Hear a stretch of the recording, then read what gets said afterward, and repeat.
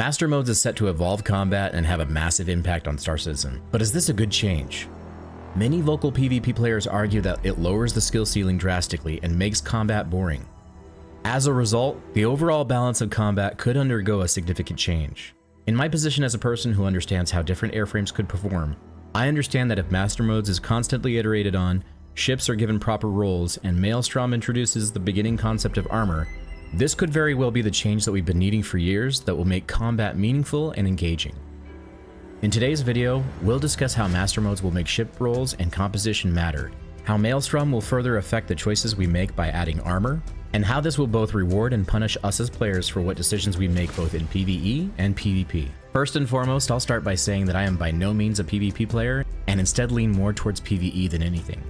But I do have a strong understanding of why we need ships to have clearly defined roles by having a more rock, paper, scissors approach to the balance of ships. So for the purposes of this video, I will stay in my lane and only be discussing this from a PvE perspective.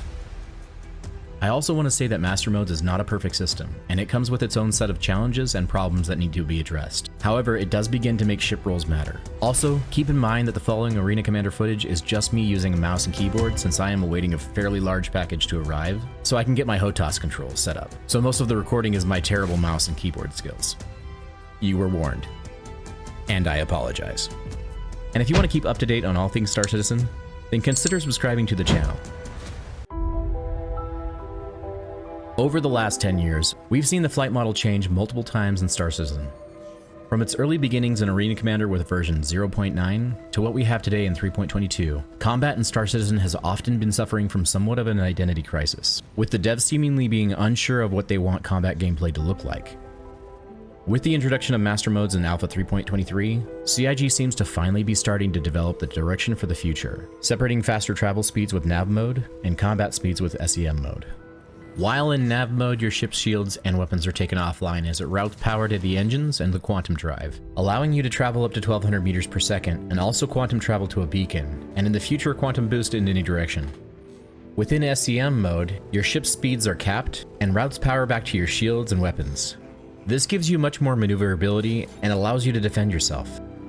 This separation introduces the potential to add rewards and punishment by slowing down the speeds during a combat engagement by making it harder to disengage in fights that end up going the way you didn't intend. This punishment can make you really think through whether engaging a target is worth the risk for the potential reward. Given that we don't have any indication of how this will play out for players in ships such as the Prospector or Vulture, we can only speculate what this may look like, which, rightfully, some players are concerned about. After all, if you're in a Prospector and you get jumped by a Gladius while you're mining, wouldn't you want some ability to escape? With aim nudging being reduced and weapon spread being adjusted slightly, this brings back more emphasis on skillful aiming and piloting. This will hopefully alleviate some issues of having players with mediocre aim from taking out your ship if you know the basics of maneuvering. Before this change, many players believed that the aiming was simply too easy. However, the issue that some players still have with the current Master Modes now is that speeds are too slow, making combat feel boring.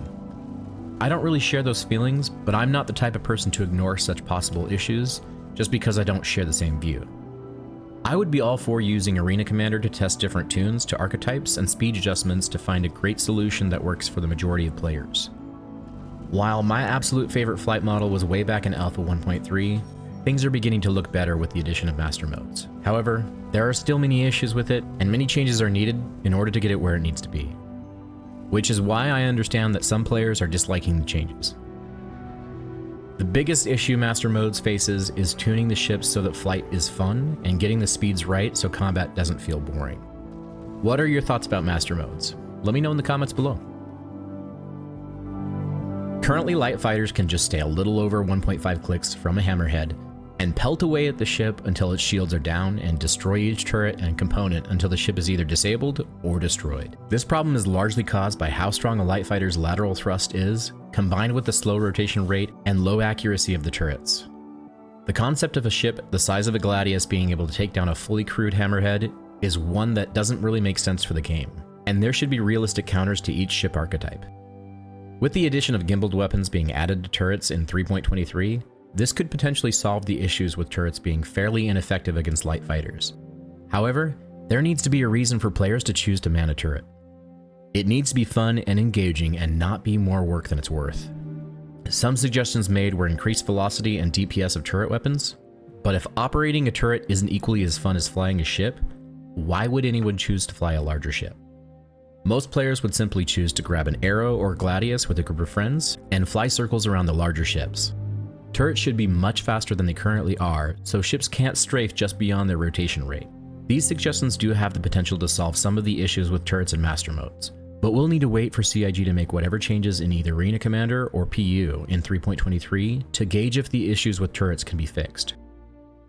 One of the most exciting moments that I had was when I was with a group of org mates crewing my Retaliator and Pirate Swarm. Turrets before master modes were still quite effective, even though CIG still has a lot of work to do to get them to a state where players would want to use them more.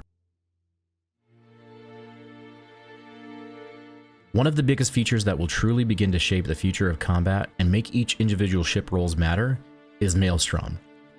This feature will bring the first iteration of the armor system and will start to shift away from the current light fighter meta that we have in 3.22.1.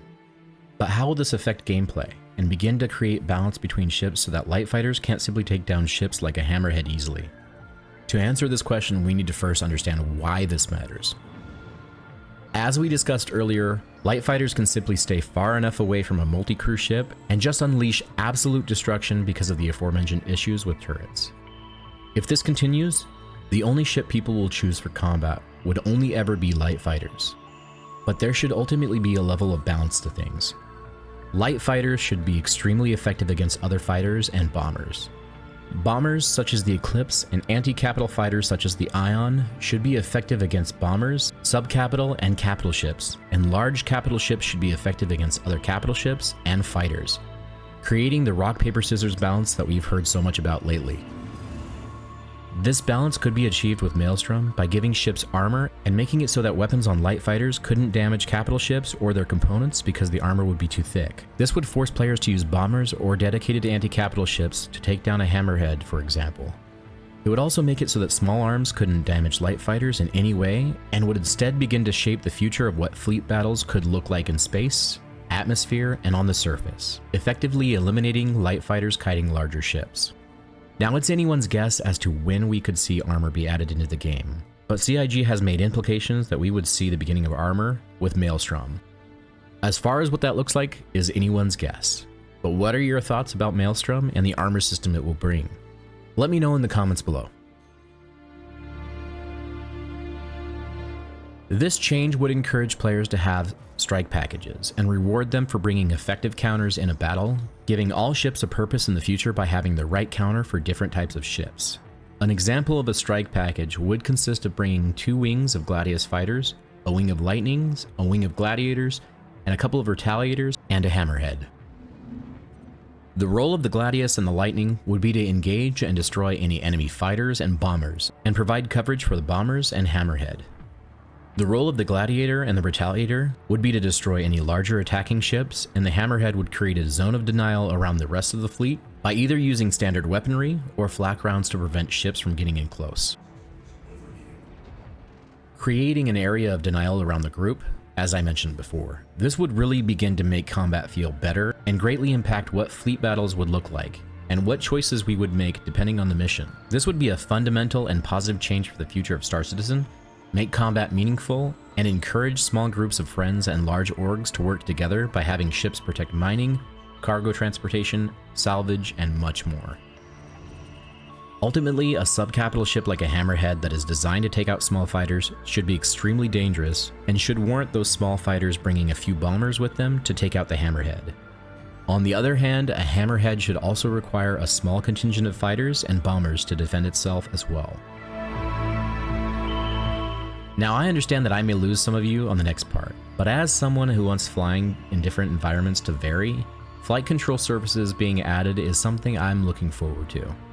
Spaceflight and atmospheric flight should be different and should force us as players to have to adapt. Going from a battle in space to fighting in a planet's atmosphere should make us focus on constantly adjusting forward thrust and largely take away our ability to strafe. This would make atmospheric flight feel rewarding by doing it the correct way and punish us for making mistakes while feeling engaging and believable. However, I don't believe that it should be hyper-realistic like a flight simulator. just believable enough that it's fun for players and adds a little bit of challenge to the game, encouraging us to roll and pitch to keep our nose on target, and also punish us for not maintaining enough forward thrust by forcing our ship to stall. Master Modes has a long way to go, and with it brings its own challenges and issues. But as it separates travel speeds from combat speeds, it forces players to make decisions on whether engaging an enemy target is worth the potential consequences if they aren't good enough and lose the fight. It should make disengaging in a fight more challenging than just accelerating at max speeds and getting away via quantum travel. Multi-crew gameplay would become more enjoyable if turrets were stronger and more fun than they are now. It would also make turrets a more appealing option for players than simply resorting to grabbing their favorite light fighter for every engagement. In order to prevent extremely small ships from soloing capital ships by flying around in circles, armor is crucial to the game. Players would be encouraged to select the right ship for the job and work together to overcome more difficult missions and opponents, making battles feel more diverse and intense. Xenothreat would be even more challenging than what we currently have, and it would also be much more rewarding once it's completed. It's imperative that CIG gets the flight model right so that it feels good for the majority of players, and our goal as players should be to provide them with good, positive feedback on master modes by telling them what parts of the flight model that feels good, what feels bad, as well as what works well and what does not. I believe that master modes fixes a lot of issues that we had with the old flight model, and believe it to be a positive change. But it also has many hurdles that will need to be overcome to get combat to where it needs to be prior to release. What do you think? What do you want the flight model to feel like? Let me know your thoughts in the comments. If you enjoyed this video, hit that like button, and if you want to see more great Star Citizen content like this, be sure to subscribe and click the bell to receive notifications so you don't miss out on any future videos. If you want to join the channel and support the creation of these videos, then consider becoming a member and get special perks such as loyalty badges, priority replies, and more. And if you want all of the information on what's coming in Alpha 3.23, you'll want to check out this video. Stay safe, pilots, and I will see you in the next video. Havoc out.